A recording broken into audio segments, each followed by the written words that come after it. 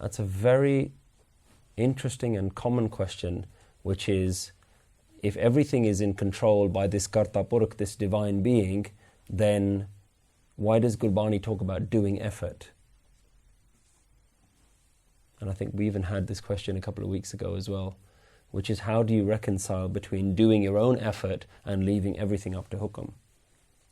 And if you leave everything up to Hukam, then you realize that part of Hukam is you needing to do your effort. And I take a very simple analogy. If you lie in bed all day, every day, and say, I'm not going to feed myself, I'm not going to do anything, if God wants to feed me, God will feed me. You lie there and see how long you last.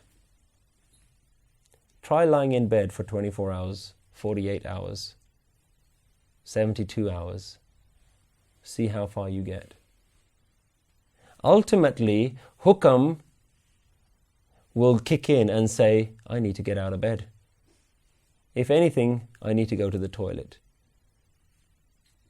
Hukam isn't that somebody is going to come and place food into your mouth. Hukam is, there's food in the fridge, get up and go cook it.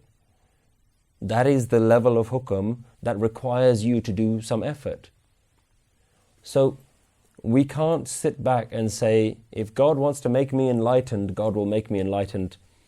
And in the meantime, I'll just go to the club and hang out with all of my friends and drink what I want and do whatever I want to do and take whatever substances I want to take, because God will decide if I'm going to be enlightened.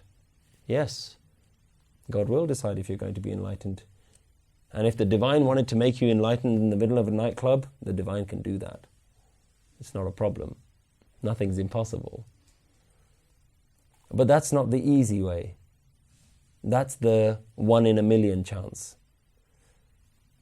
But if you want to take the food of the Guru, if you want to eat what the Guru is teaching you, then you have to go and do the steps needed. If you have all of the ingredients lying in front of you, it doesn't make a meal. The ingredients can only do so much. You still have to cut them, chop them, heat them, put them all together in the right way, put them on a plate and pick them up and eat them. Now, is that Hukam or is that effort? Or are they linked? Are they essentially part of the same thing? The Hukam requires you to do some things. So, where Gurbani talks about get up and do your effort, that's part of the system. So what you do is you do your effort. The outcome is not in your control.